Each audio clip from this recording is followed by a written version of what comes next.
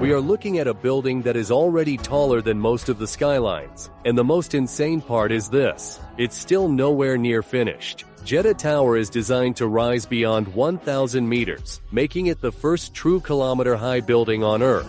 Burj Khalifa has held its crown since 2010 at 828 meters, but Jeddah Tower is now surpassing roughly 170 meters, which is not a small difference. This is an entire skyscraper stacked atop the current world record. This is where the project starts feeling less like architecture and more like a fight against physics. At this scale, every normal construction problem becomes huge. Concrete is not just concrete anymore. Wind is not just wind.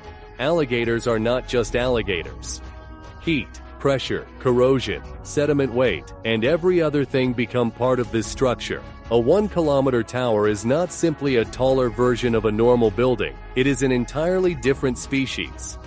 The site sits near the Red Sea, which sounds beautiful until engineers look underground. Coastal soil, limestone, salt, weak layers, and all sorts of other cohesions are not exactly the dream foundation for the tallest buildings ever attempted.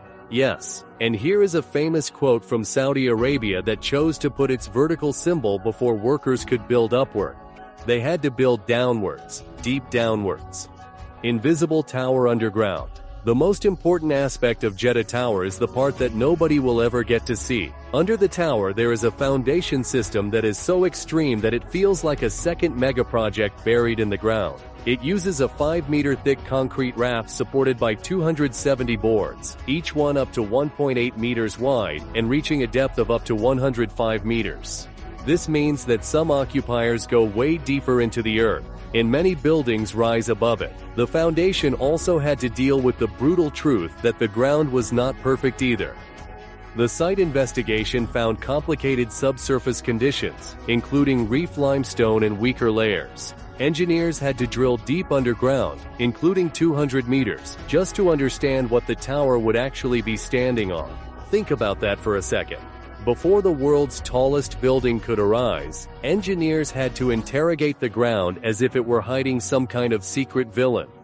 The raft itself spreads the load across the pile field. The piles carry the massive vertical force. The system is designed not just to stop the tower from sinking, but to make sure it settles. Even uneven settlement is a nightmare for everyone.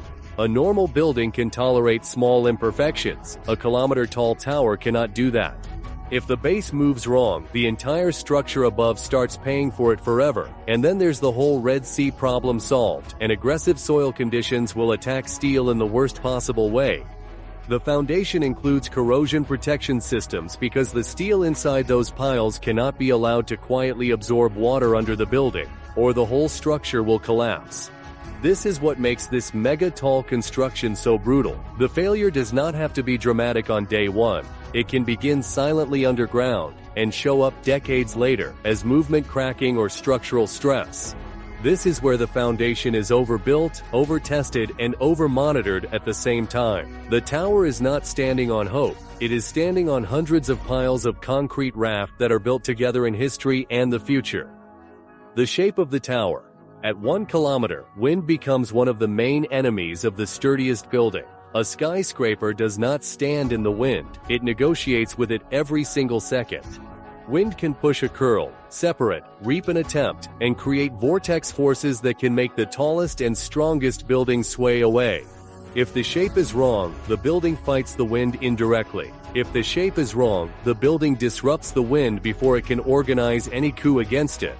This is why the Jeddah Tower has a 3-petal-shaped massing. The tower has a tapered 3-winged form, which is not just for the visuals. The wing buttress, central core, and hull manage lateral forces.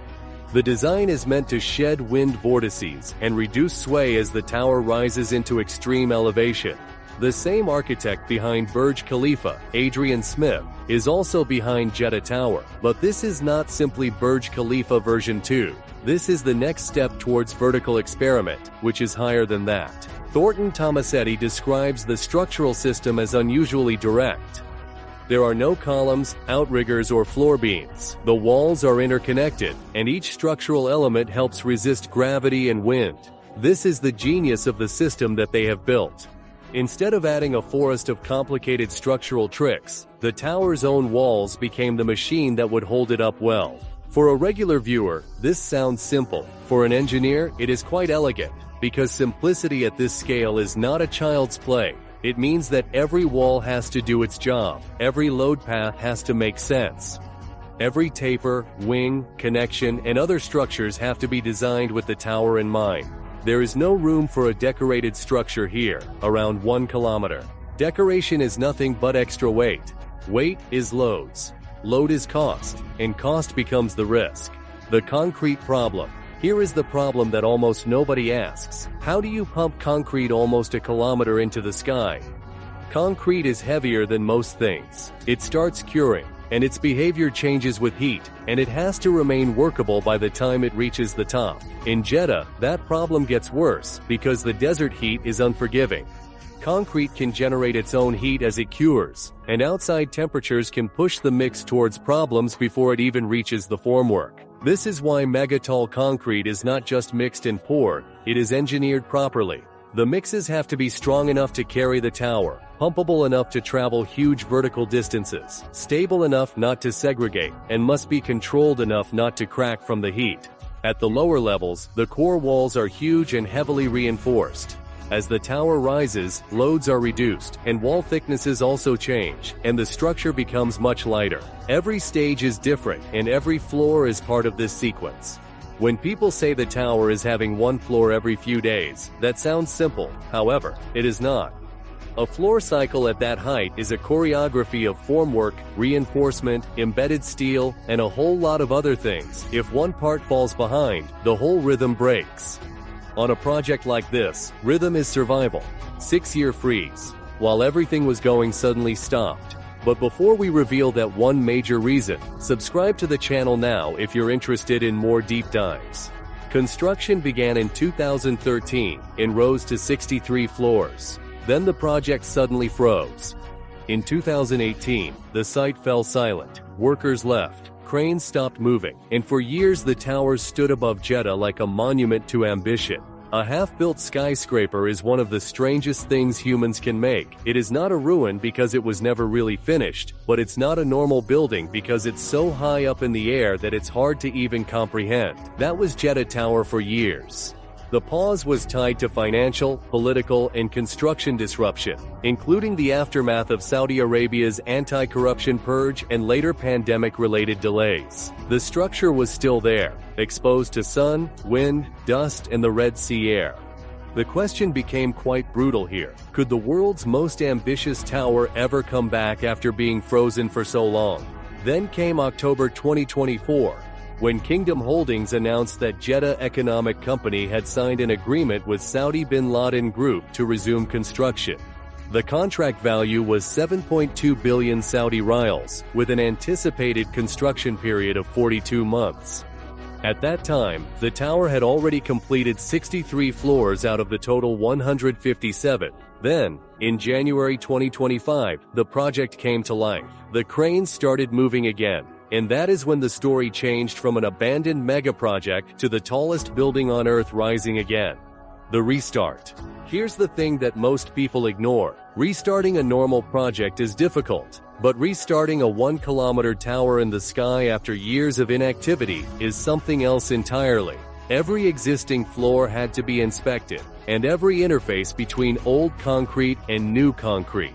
Existing structural elements had to be trusted once again. The cranes needed to return, workers had to be mobilized, and supply chains had to restart. Homework systems had to climb again. The project had to recover not just the unit's equipment, but especially the tempo. By January 2026, the tower had moved past the 18th floor mark, a public milestone that showed that the restart was no longer just in talks, but it was already happening. Reports also described progress at roughly one new floor every 3 to 4 years, and 4 days after construction would resume. That pace was the most important thing for the developers, because tall buildings are not only built with strength, but they are built with repetition. Repeat the floor cycle, repeat the pour, repeat the inspection, the lift, climb, and everything else. It is thousands of dangerous actions performed correctly again and again. This is what Jeddah Tower is now, a machine of repetitive repetition moving upward. Elevator issue. If we go 1 kilometer in the sky, even elevators become a total crisis. In normal towers, elevators are a convenience. In Jeddah Tower, they are survival infrastructure. People cannot realistically climb down from extreme heights in an emergency. Vertical transport needs to be fast, reliable, carefully zoned, and engineered around a height no building has ever occupied before. The tower is planning to include 59 lifts, including 5 double-deck units, and Koni's system uses ultra-row technology, which replaces traditional heavy steel hoisting ropes with carbon fiber-based technology to reduce weight problems in super-tall buildings. The elevators are expected to move faster than 10 meters per second, which is a necessity even though most people think it's impossible. When a building becomes this tall, the elevator cables themselves become a design problem. The steel ropes get too heavy, and the longer the shaft, the longer the cable weight eats into the system. An ultra-row exists because a kilometer-high building cannot simply scale and award elevated technology upward forever. This is one of the hidden lessons in Jeddah, where at extreme heights every ordinary system breaks, from structured fire safety to elevated logic and construction logistics. Everything is irrelevant here. Engineers were not just building taller, they are redesigning what building itself means. Even to this date, the engineers are in disbelief, not because tall buildings are new. They're left in disbelief because Jeddah Tower compresses almost every extreme skyscraper problem into a single project. That 1 kilometer high tower gate is almost impossible to achieve by other countries in the world. Then came a 6-year pause followed by a restart. Each of those would be a major story alone. Together, they found something rare, a building that tested the limits of human engineering, patience, money, politics, and coordination at the same time. The most insane part is that the hardest half is still ahead. The lower tower carries more load, but the upper tower faces harsher wind, more difficult logistics, and symbolic pressure. At 1 kilometer, guessing is not allowed. When do you think the Jeddah Tower will finish? Let us know in the comments down below, and subscribe to the channel if you want to stay up to date with the latest technological marvels around the world.